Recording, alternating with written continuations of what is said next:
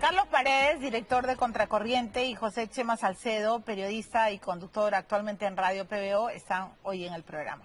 Ayer les comentaba, buenas noches a ambos. Hola, Milagro. A Carlos, bienvenidos. Ayer comentaba que la señora Anaí Durán pues había tuiteado sobre la sentencia que me absuelve, y más allá de que sea yo, hoy día esto creo que atañe a todo el oficio de periodismo, a todos los que estamos en esta carrera tan apasionante. Rolo, ¿podrías poner el tuit de Anaí Durán cuando se entera de que he sido absuelta? Porque hay varios puntos importantes que yo quiero preguntarle a Carlos Paredes y a Chema Salcedo. ¿Qué es lo que escribe la señora Durán Guevara? Dice, lamentablemente en el Perú de hoy no extraña el fallo en segunda instancia que sella la impunidad de Willax y sus periodistas.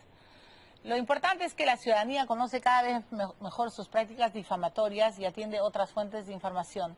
Seguiremos buscando justicia, ¿no? Terrible tuit que, por supuesto, ofende, ¿no?, a la Corte Superior, a la Séptima Sala Penal Liquidadora. Pero me quiero detener, Chema y Carlos, al margen de lo que ella ha tuiteado, en lo que se dice en la sentencia, y esto quería discutirlo con periodistas. El derecho al honor, sí, desde un juicio ponderativo, cede ante la libertad de información cuando ésta es veraz, o sea, cuando el periodista no miente. Se refiere a asuntos públicos de interés general por las materias sobre las que versa o por las personas que en ella intervienen. Y por supuesto, dice, también es un deber informar con veracidad y con respecto al contenido esencial del derecho a la dignidad y un derecho a estar informados. Y habla del contexto de las elecciones y sentencia, concluye que la conducta de la querellada es típica, pero no es antijurídica. Por lo tanto, no será el injusto y no constituye delito al estar amparada en el ejercicio del derecho a la libertad de información y expresión. Quiero conocer tu opinión. Bueno, la verdad es la siguiente. Cuando tú tienes un cargo público o postulas a un cargo público, el concepto de privacidad se elimina. Y el concepto de honor se subordina al bien común. Esto es la libertad de expresión. Si tú tienes que elegir entre dos derechos, mi honor, o lo que yo entiendo por él, y el derecho a la libertad de expresión, tienes que elegir la libertad de expresión siempre. Pero siempre y cuando esa libertad de información veraz. Bueno, información veraz, porque si se demuestra que no es veraz lo que tú estás diciendo, te van a condenar, evidentemente, lógicamente. Pero tienes que informar sobre eso, por supuesto. Tú y yo hemos hecho en RPP, recordarás, hace mucho tiempo un programa con invitábamos a los candidatos y a los psiquiatras que analizaban su comportamiento. Digo, ¿y por qué? Porque el lema que teníamos era dosaje psiquiátrico para los políticos. ¿Te acuerdas de eso? Sí, me acuerdo. Entonces, en campaña electoral. En campaña electoral. Entonces me acuerdo que el primer invitado fue Popio Olivera y estaba el doctor Maestre, que en paz descanse. Entonces, en la conversación aparecieron una serie de cosas que tenían que ver pues con la intimidad de Popi, con su relación con su padre, por ejemplo, etcétera, etcétera. La pregunta es, ¿eso es intimidad? No, porque él es candidato a la presidencia de la República. Carlos. No existe tal cosa. No, de acuerdo, estoy absolutamente de acuerdo contigo. Y además la sentencia, el fallo, contextualiza, ¿no? Contextualiza el momento político, las elecciones generales, contextualiza el interés general, dado además la trágica historia que vivió el país con el terrorismo. O sea, prevalece, ¿no es cierto?, el interés público y la libertad de información que se tiene en democracia. Quiero saber tu opinión. Yo creo que es una resolución, además, cuya ponente es una jueza mujer que viene de Ancash y ha desarrollado un argumento jurídico bastante puntual, y yo creo que es un antecedente para los demás procesos que están en curso, entre ellos varios periodistas, y me incluyo yo, porque la jueza analiza, como dices tú, que sobre el honor de un personaje público está el derecho a saber de los ciudadanos, ¿no?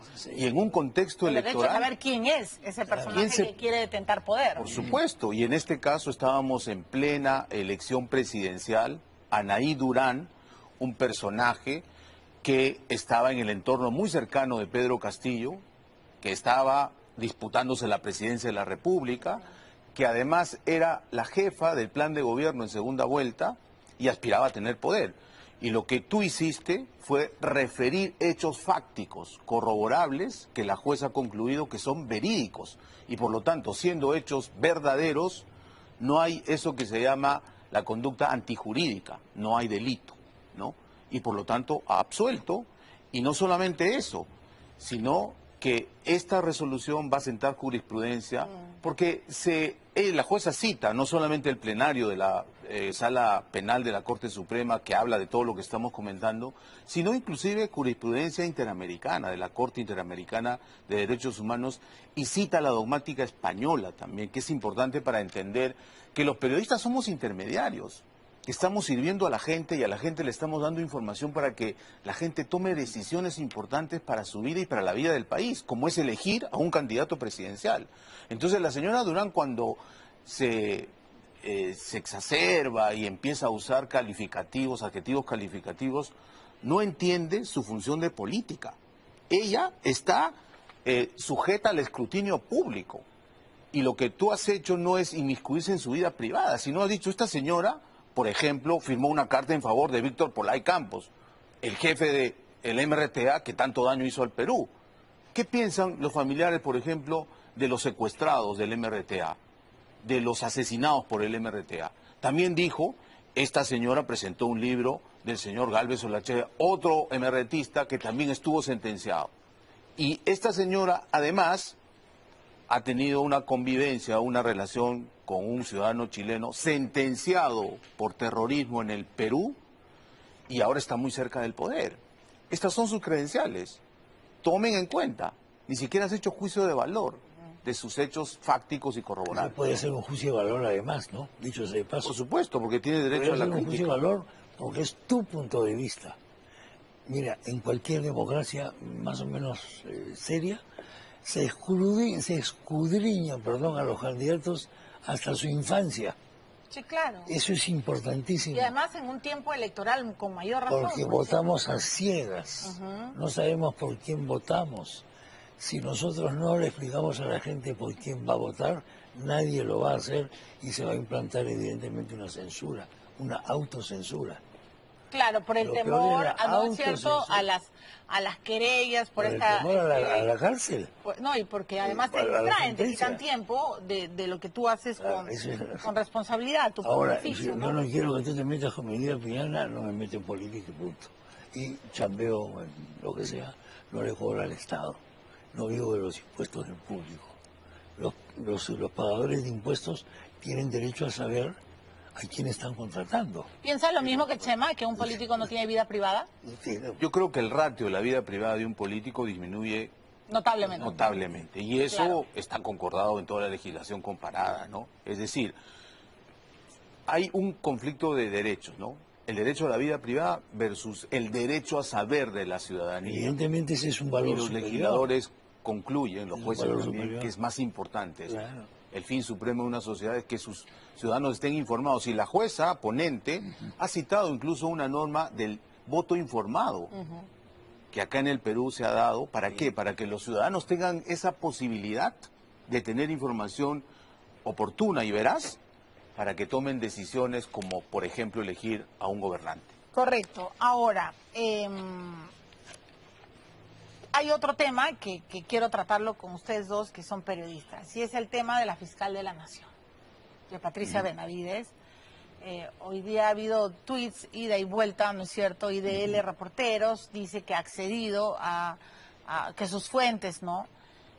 Aseguran pues que la jueza Inés Tello habría ya terminado una de las dos investigaciones que hay sobre Patricia Benavides y en las que recomendaría una verdadera sanción que tiene que ver con la suspensión o la destitución.